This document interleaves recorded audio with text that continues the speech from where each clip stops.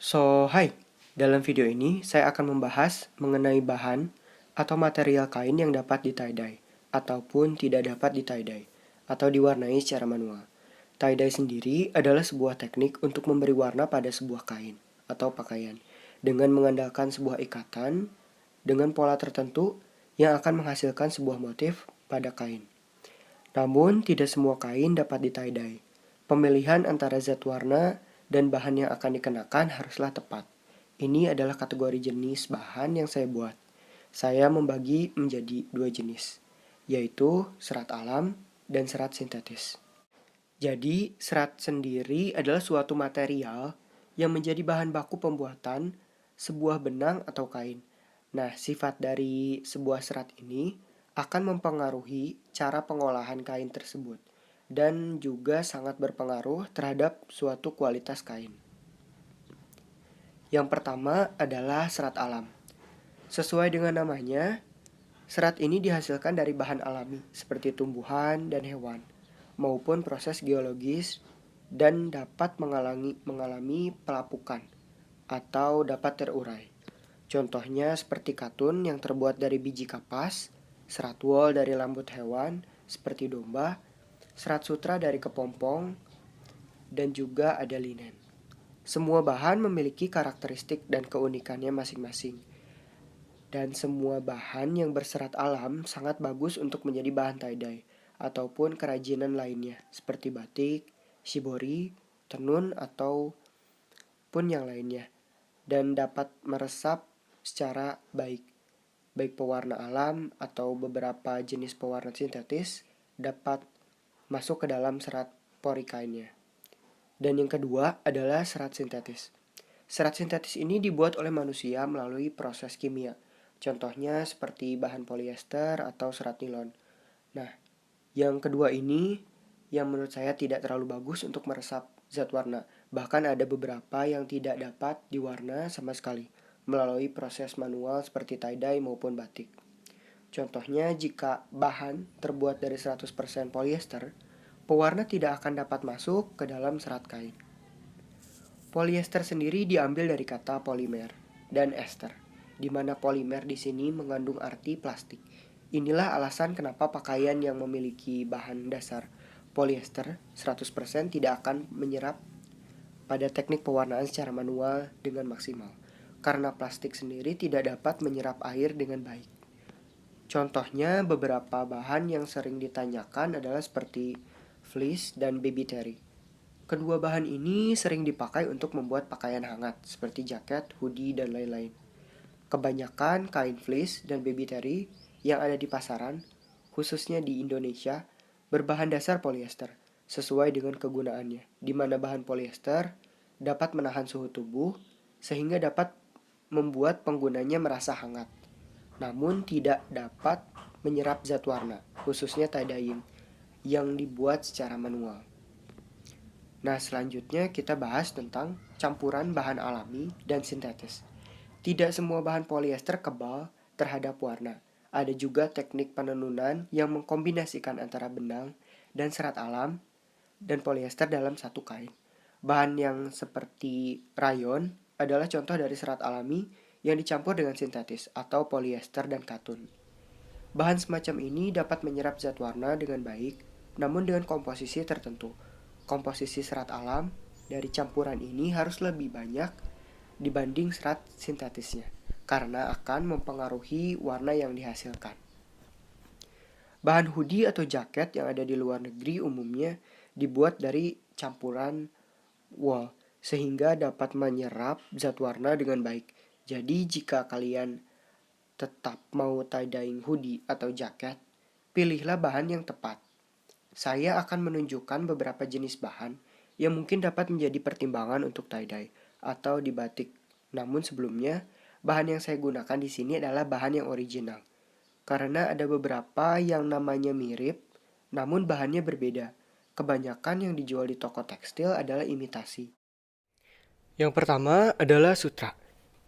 Sebetulnya ada banyak sekali jenis sutra yang dapat dikenakan. Salah satunya yang saya punya adalah sutra ATBM. ATBM sendiri memiliki pengertian alat tenun bukan mesin. Jadi prosesnya ditenun secara manual menggunakan tangan. Ini adalah contoh ATBM dengan teknik sulam,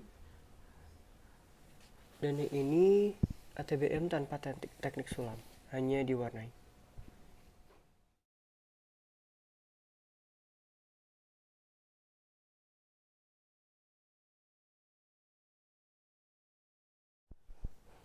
Dan yang ini teknik manipulasi tekstil.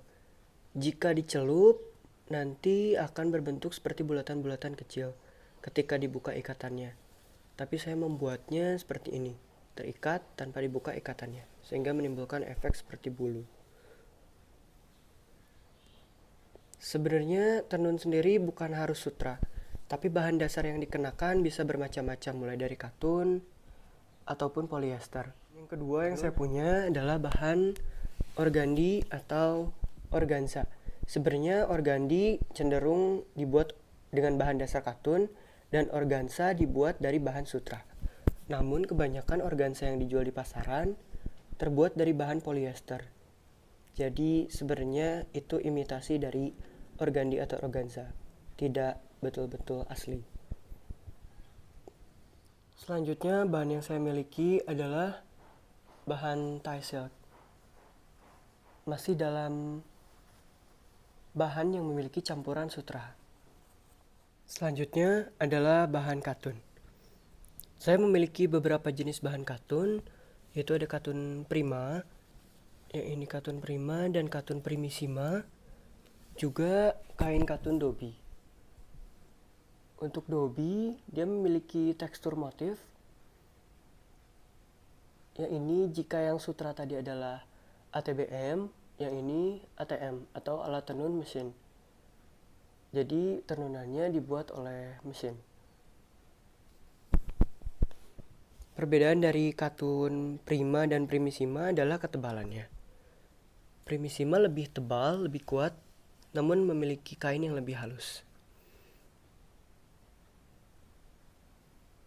Selain dua jenis katun yang tadi, ada juga yang disebut katun Jepang atau katun mersis. Katun mersis biasanya memiliki sisi yang mengkilap.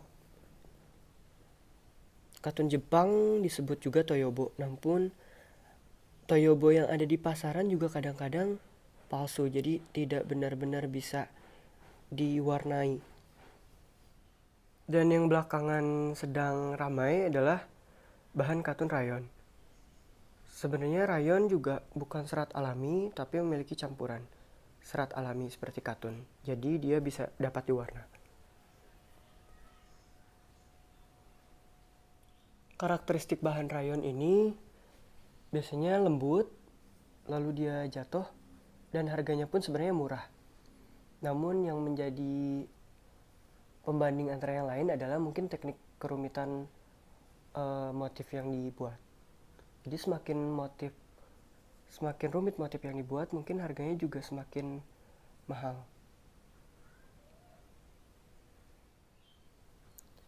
Sementara yang sebelahnya adalah kain Paris. Jadi dia hampir sama dengan rayon, namun memiliki tingkat ketebalan yang berbeda. Jika Paris, dia lebih tipis dibandingkan dengan rayon. Biasanya Paris dipakai untuk kerudung. Namun di pasaran juga banyak Paris yang terbuat dari full polyester. Jadi harus diteliti. Selanjutnya bahan-bahan tebal, karakteristiknya hampir sama dengan jeans. Yang ini adalah baby jeans atau baby canvas. Baby canvas ini biasanya dibuat untuk bahan seperti tas atau mungkin jaket. Penyerapannya cukup bagus, sama seperti katun, namun harus dicelup dengan timing yang lebih lama karena memiliki bahan yang lebih tebal. Ada beberapa jenis fleece juga yang memiliki campuran serat alam, contohnya bambu fleece. Di dalamnya terkandung serat bambu, namun harus tetap melakukan eksplorasi terhadap bahan yang akan diolah. Jadi kesimpulannya, jika kalian ingin melakukan tie-dye, pilihlah bahan yang cocok atau yang sesuai. Pilihlah bahan yang memiliki komposisi serat alam agar zat warna dapat menyerap ke dalam pori kain, sehingga warna yang dihasilkan maksimal.